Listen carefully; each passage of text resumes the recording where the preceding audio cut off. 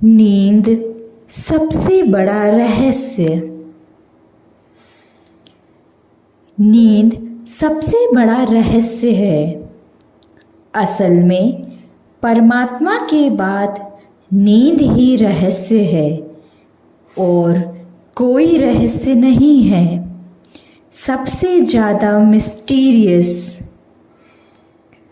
आप रोज सोते हैं लेकिन आपको कुछ भी पता नहीं है कि नींद क्या है। जिंदगी भर से सो रहे हैं लेकिन इससे कोई फर्क नहीं पड़ता। यह मत सोचना कि हम जिंदगी भर से सो रहे हैं तो हमको पता है कि नींद क्या है। नींद का बिल्कुल आपको पता नहीं है, क्योंकि नींद तब होती है जब आप नहीं होते। ध्यान रखना, जब तक नींद नहीं होती तब तक आप होते हैं। इसलिए आपको वहाँ तक पता रहता है जहाँ तक मशीन को पता है।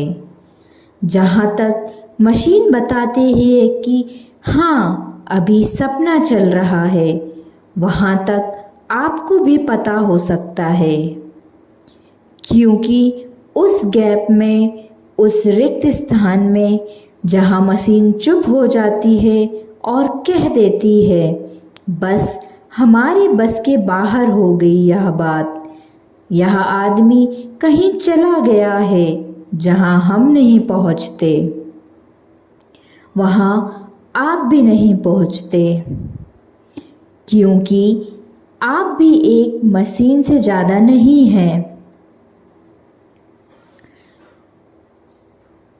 उस गैप में आप भी नहीं पहुँचते। इसलिए नींद एक रहस्य है जहाँ हमारी कोई पहुँच नहीं है।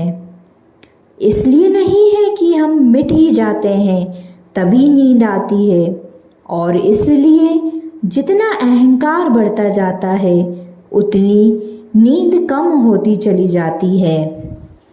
अहंकारी आदमी की नींद खत्म हो जाती है, क्योंकि अहंकार कहता है कि मैं, 24 घंटे कहता है मैं, उठता है तो कहता है मैं, चलता है तो कहता है मैं, सड़क पर निकलता है तो कहता है मैं।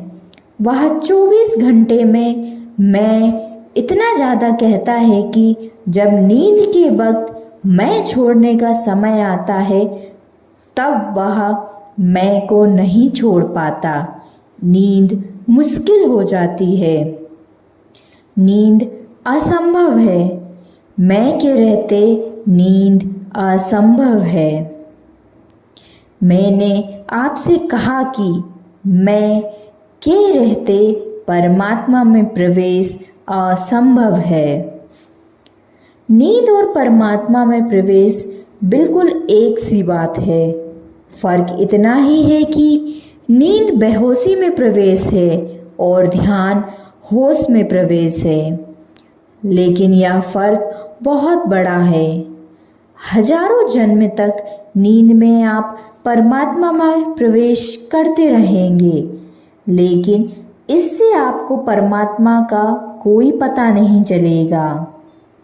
लेकिन एक क्षण भी अगर आप ध्यान में प्रवेश कर गए, परमात्मा में उस जगह पहुंच जाएंगे जहां नींद हजारों बार पहुंची है, लाखों बार पहुंची है, तो आपकी जिंदगी पूरी बदल जाएगी। और मज़े की बात यह है कि जो व्यक्ति एक बार ध्यान में प्रवेश कर जाता है, उस शून्य में जहाँ नींद ले जाती है, उसके बाद वह नींद में भी कभी बेहोश नहीं रहता। वह जो कृष्ण ने गीता में कहा है कि जब सब सोते हैं तब भी योगी जागता है, उसका यह अर्थ है जब सब सो जाते हैं तब भी वह जागता है। इसका मतलब यह नहीं कि योगी नहीं सोता है, योगी से बढ़िया कोई भी नहीं सोता है। योगी जैसा सोता है वैसा कोई सोता ही नहीं। लेकिन फिर भी उसकी निद्रा की उस गहराई में उसका एक तत्व जो ध्यान प्रवेश हो गया है उसका, वह जागा रहता है और वह जागते हुए रोज नींद में प्रवेश करता है। तब उसके लिए ध्यान और नींद एक ही बात हो जाती है, कोई फर्क ही नहीं रह जाता। तब वह नींद में भी होश से ही प्रवेश करता है। एक बार ध्यान से कोई भीतर चला जाए फिर वह कभी भी नींद में बेहोश नहीं है। बुद्ध के पास आनंद बरसों तक रहा, बरसों तक बुद्ध के पास सोया। एक दिन बुद्ध से सुबह सुबह उसने पूछा कि मैं बड़ा हैरान हूँ, आज बरसों हो गए हैं मैं आपको देखता हूँ, आप एक ही करवट सोते हैं रात भर, जैसे सोते हैं रात भर वैसे ही सोए रहते हैं। पैर जहाँ होता है सांझ वह सुबह वहीं होता है। मैंने कई बार रात में जाग कर भी देखा, कुछ रातें मैंने पूरे बैठकर भी देखा तो आपका हाथ भी नहीं हिलता। जहाँ हाथ रख लेते हैं बस वहीं रहता है, जहाँ पैर रख लेते हैं वहीं रहता है, करवट भी नहीं लेते। क्या रात भर भी हिसाब रखते हैं सोने का? बुद्ध ने कहा, हिसाब रखने की जरूरत नहीं है, होश में ही सोता हूँ तो करवट बदलने की कोई जरूरत मालूम नहीं होती। जरूरत मालूम हो तो बदल सकता हूँ।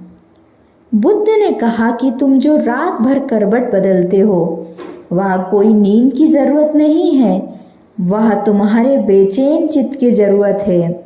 वह बेचैन चित्र एक जगह एक रात में भी नहीं टिक सकता, दिन की तो बात ही अलग है। रात सोते में भी शरीर पूरे वक्त बेचैनी जाहिर करता रहता है। एक आदमी को सोते हुए देखें अगर रात भर, अभी वे जो प्रयोग कर रहे हैं उसमें हैरान हुए, रात भर बेचैनी जाहिर है, जारी है। जितना दिन हाथ चलता है उतना रात में भी चल रहा है। रात में भी जैसे कोई दिन में दौड़ता हो तो सांस भर जाए, ऐसे सपने में दौड़ना चल रहा है। सांस भर जाती है, थक जाता है आदमी। दिन में भी लड़ रहा है, रात में भी लड़ रहा है। दिन में भी क्रोध कर रहा है, रात में भी क्रोध कर रहा है। दिन में भी वासना से भरा है, रात भी वासना से भरा है। दिन और रात में कोई बुनियादी फर्क नहीं है, सिर्फ इतना है कि थक कर पड़ा हुआ है, बेहोश हो गया है, बाकी सब चल रहा है।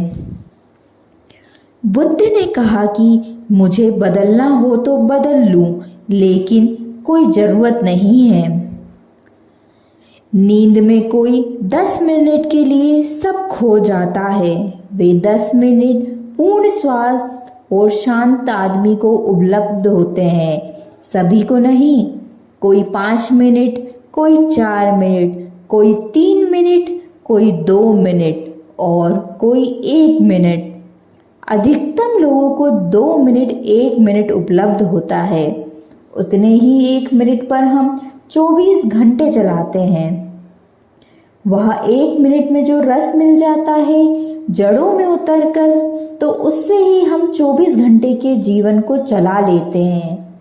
उतनी देर में दिया जो तेल पा पाता है 24 घंटे जल लेता है, इसलिए तो दिया बहुत मंदा मंदा जलता है।